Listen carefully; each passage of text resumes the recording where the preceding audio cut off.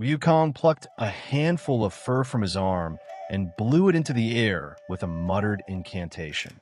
The hairs transformed into tiny sleep sprites that drifted onto the faces of the heavenly servants. One by one, the brewers, cupbearers, and fire tenders grew drowsy.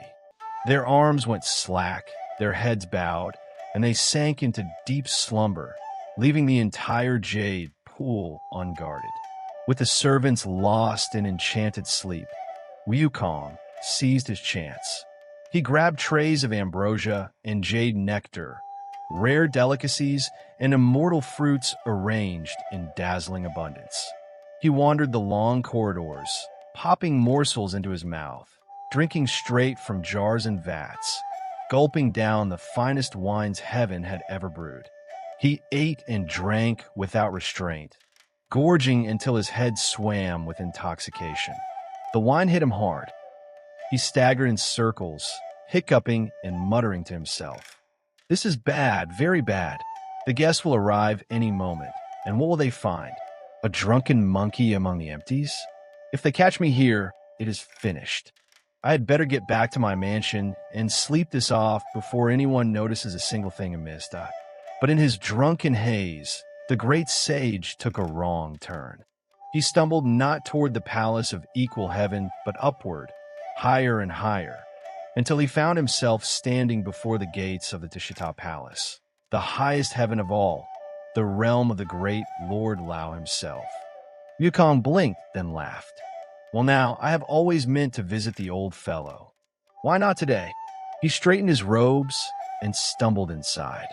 The halls were silent, utterly deserted. No servants, no attendants, no sign of the Lord Lao anywhere.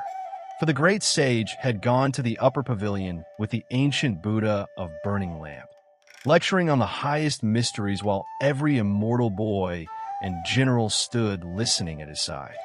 The entire palace lay still as a temple at midnight. Wukong wandered deeper until he reached the alchemy chamber. There stood the great furnace, its fire still burning low and steady. Beside it, arranged in a neat row, sat 5 gourds, and each one was filled to the brim with golden elixir pills, the supreme treasure of the immortal realm, refined through countless cycles of fire and prayer. Wukong's golden eyes went wide with delight. These are the greatest treasures in all of heaven, he cried.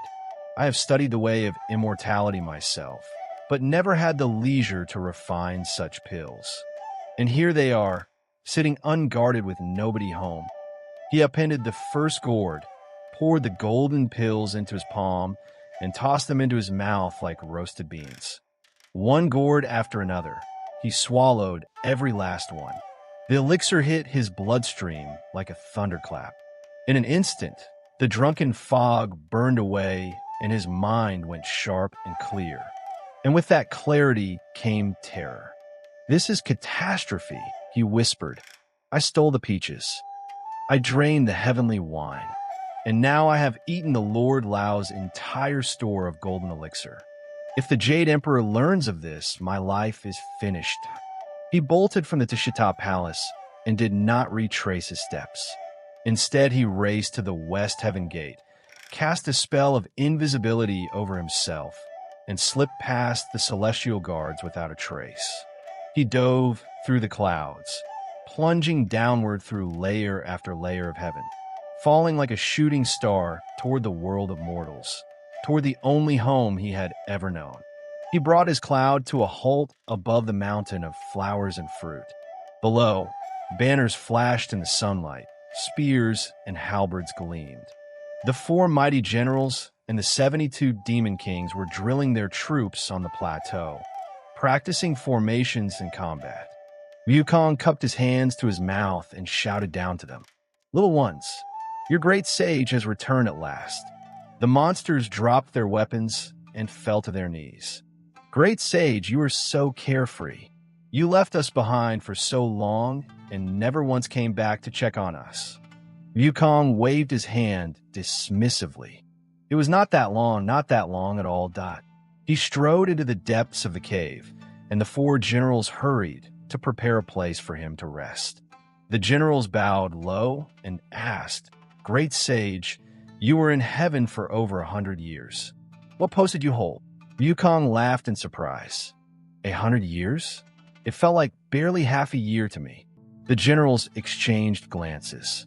In heaven, one day equals one full year in the world below. Time flows differently in the celestial realm above. Wukong nodded slowly, understanding dawning. He settled back and told them everything. How the Jade Emperor had given him the title of Great Sage equal to heaven, built him a palace, assigned him clerks and guards.